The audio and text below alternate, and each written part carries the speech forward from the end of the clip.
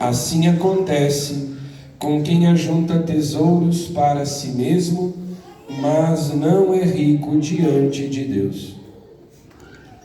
Palavra da salvação. Glória a vós, Senhor.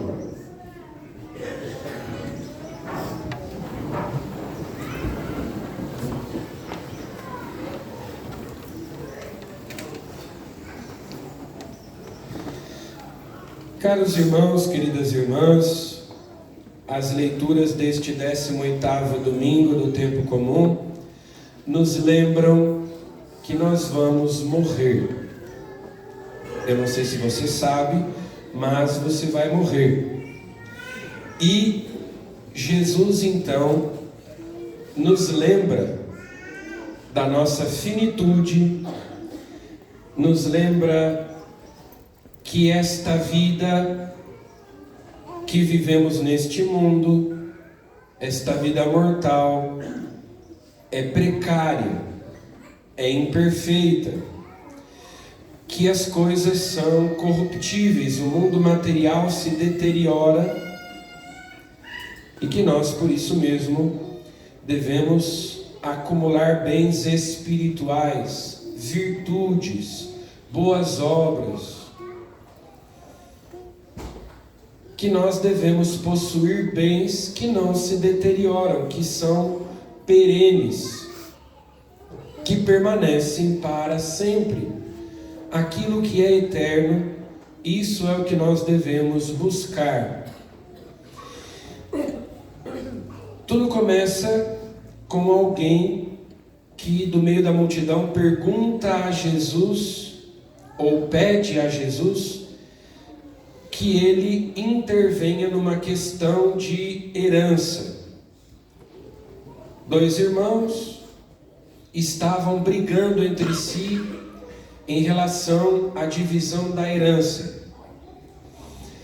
E Jesus responde: eu não tenho nada a ver com isso, embora ele seja o juiz que há de vir a julgar os vivos e os mortos, mas não cabe a ele se meter nessas coisas. Embora se tratasse de uma questão de justiça. Ora, é justo que a herança seja dividida igualmente. No entanto, Jesus não entra nessa questão. Ele veio para tratar de outras realidades. A própria questão da herança, que é tratada também na primeira leitura, que diz, é tirada do livro do Eclesiastes. Há um refrão que se repete no livro do Eclesiastes muitas e muitas vezes: vaidade das vaidades, tudo é vaidade. Essa palavra vaidade significa aquilo que é vão, aquilo que é vazio, é alguma coisa ilusória, como uma bolha de sabão. Uma bolha de sabão é, de alguma maneira, atraente para os nossos olhos, é encantadora, é fascinante, porque brilha, é colorida, mas é vazia, não dura mais do que alguns segundos e logo se desfaz, evapora. Isso é vaidade, ou seja, as coisas são encantadoras, são fascinantes, mas elas nos iludem, nos enganam. Por exemplo, diz a primeira leitura, um homem que trabalhou com inteligência, competência e sucesso, vê-se obrigado a deixar tudo em herança a outro que em nada colaborou. Ele trabalha, para acumular bens e depois deixar para outros que sequer colaboraram. De fato, o que resta ao homem de todos os trabalhos e preocupações que o desgastam debaixo do céu?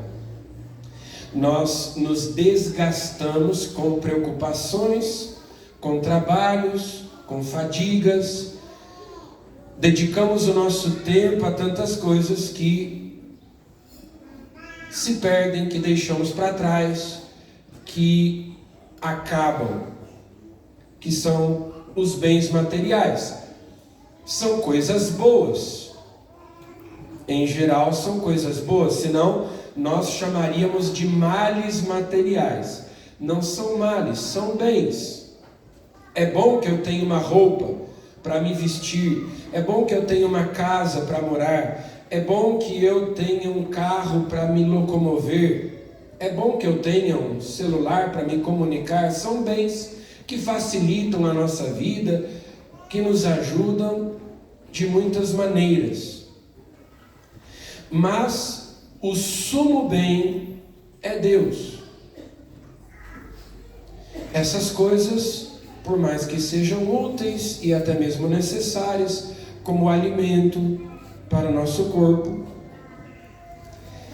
se nós colocamos dentro de uma escala de valores, uma hierarquia de valores, são menos importantes do que os bens espirituais, porque esses são eternos, porque esses duram para sempre.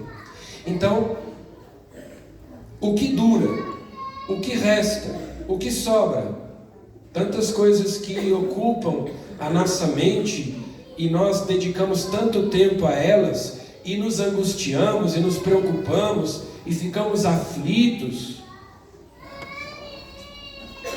E se nós pensássemos que vamos morrer, talvez logo, nós deixaríamos de nos preocupar com essas coisas.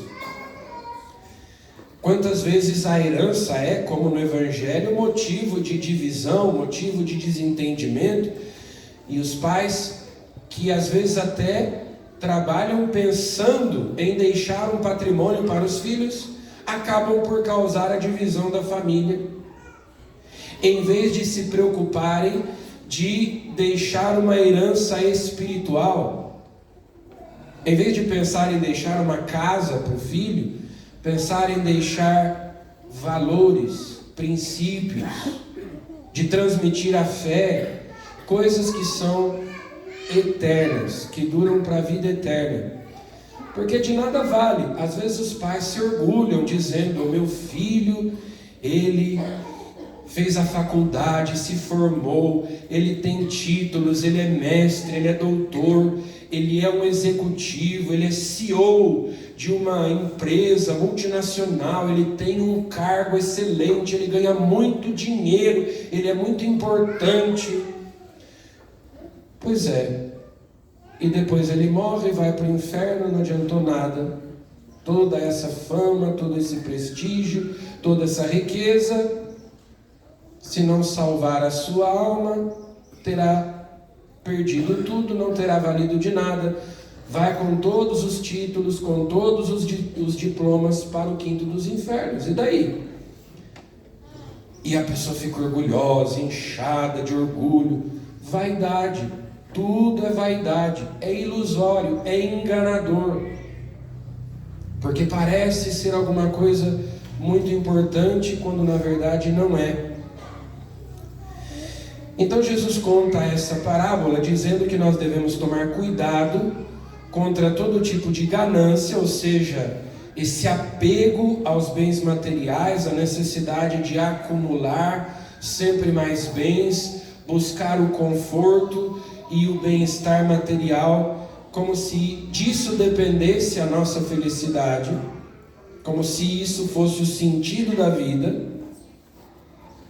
É o que nós hoje chamamos de consumismo, materialismo, quando o essencial é invisível aos olhos. Então, mesmo que alguém tenha muitas coisas de Jesus, A vida de um homem não consiste na abundância de bens. Você não vale por aquilo que você tem. E ele conta a história desse homem que já era rico, mas a sua terra deu uma grande colheita e ele pensa: vou derrubar os meus celeiros, vou construir maiores, e então eu poderei dizer: descansa, dorme, come, aproveita. E no entanto Deus diz para ele: louco, insensato, ainda nesta noite pedirão de volta a tua vida. Você vai morrer, você vai prestar contas da tua vida nesta noite. Você está planejando acumular mais e mais, né? Como tanta gente pensa: quando eu me aposentar, eu vou colocar o meu burro na sombra, aí eu vou viajar, aí eu vou fazer tanta coisa. E não dá tempo às vezes. Assim acontece com quem ajunta tesouros para si mesmo, mas não é rico diante de Deus. Mesmo que aquele homem tivesse tempo, porque nós tantas vezes vamos adiando a nossa felicidade, né? A nossa realização. Porque quando isso acontecer, depois que eu me formar, ou depois que eu me aposentar, ou depois. Mas mesmo que ele tivesse tempo para usufruir de tudo isso, isso ainda não é suficiente. O nosso coração é inquieto. Nós somos sempre insatisfeitos porque a nossa alma é espiritual. Ela foi criada para a eternidade, para o céu, para o infinito, de modo que aquilo que é finito não nos satisfaz plenamente. A pessoa come, bebe, se diverte, mas não tem paz, continua vazia. Nada daquilo dá sentido para a sua vida. Por isso é necessário juntar tesouros no céu, acumular bens espirituais. E qual é a melhor maneira de estar pronto, de estar preparado então para a morte? Na verdade, há duas maneiras de lidar com a realidade da nossa finitude, né? De saber que o meu tempo neste mundo é limitado. Cada ano que passa, cada ano a mais, é um ano a menos. Tem um reloginho virando, né, em contagem regressiva, que a gente não sabe quanto tempo falta, mas para alguns pode ser que faltem alguns minutos ou horas só. Como é que eu lido com isso? Alguns vão dizer assim: bom, comamos e bebamos porque amanhã morreremos. Como está escrito na Bíblia, o insensato vive assim. Então, se nós vamos morrer, vamos viver de maneira irresponsável, irrefletida, inconsequente. Vamos zoar, vamos curtir, não vamos levar nada a sério, porque nós vamos morrer mesmo, né? Essa é uma maneira que algumas pessoas vivem, pensando no fato de que vão morrer. Porém, para além da morte, existe uma outra vida. Esse aqui é o problema. Existe uma prestação de contas. O tempo é a moeda com que nós podemos comprar a eternidade. O tempo que nos é dado neste mundo serve para nós empreendermos bem, investirmos bem, em vista de alcançarmos a vida eterna. Então, é justamente ao contrário. Se eu vou morrer, e se eu serei julgado, e eu terei que prestar contas, e daquilo que eu faço agora depende a eternidade,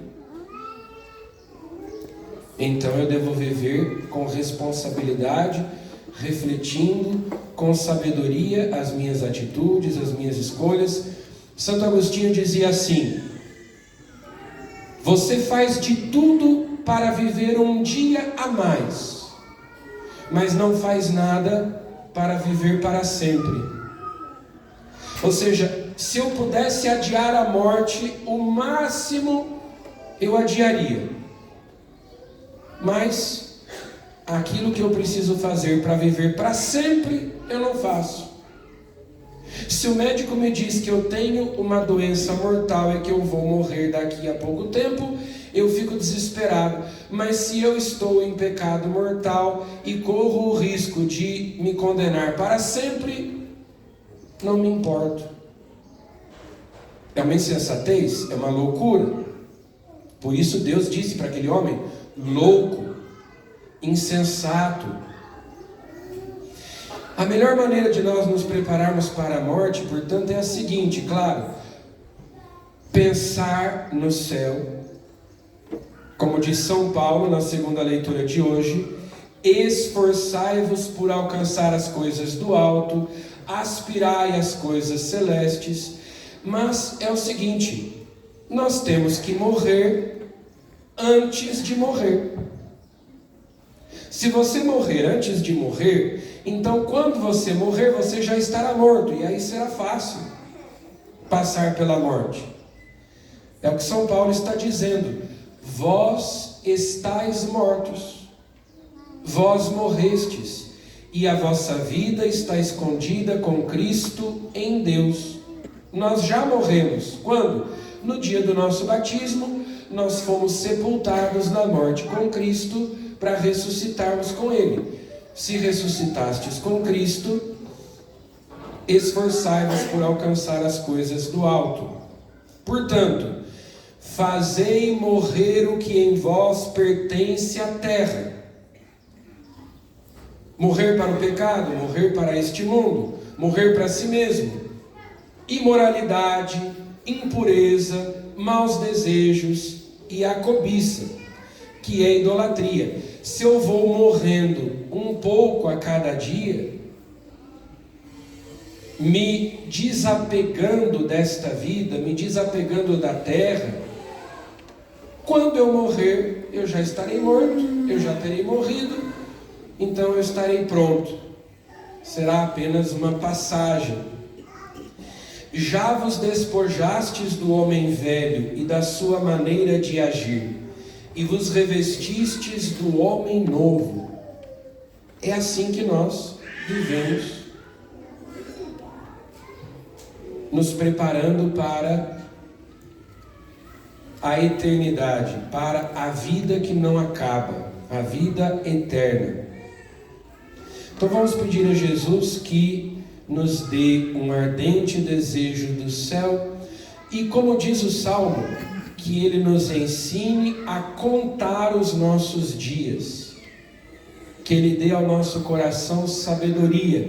Saciai-nos de manhã com vosso amor e exultaremos de alegria todo dia. O Salmo também, fala sobre a nossa condição mortal. Vós fazeis voltar ao pó todo mortal, quando dizeis voltai ao pó, filhos de Adão. Nós somos iguais à erva verde pelos campos. De manhã ela floresce vicejante, mas à tarde é cortada e logo seca. É tudo vão, é tudo ilusório, é tudo passageiro. Nós temos que pedir ao Senhor que nos dê sabedoria para não sermos loucos, insensatos, para sabermos contar os nossos dias, para viver com sabedoria, com responsabilidade, como quem será julgado, como quem prestará contas, como quem tem pouco tempo. O tempo é contado, é escasso, a vida é breve, e nós temos que aproveitá-la para, com ela, com o tempo que nos é dado neste mundo, alcançar a vida eterna, a salvação. Louvado seja nosso Senhor Jesus Cristo. Para sempre seja louvado.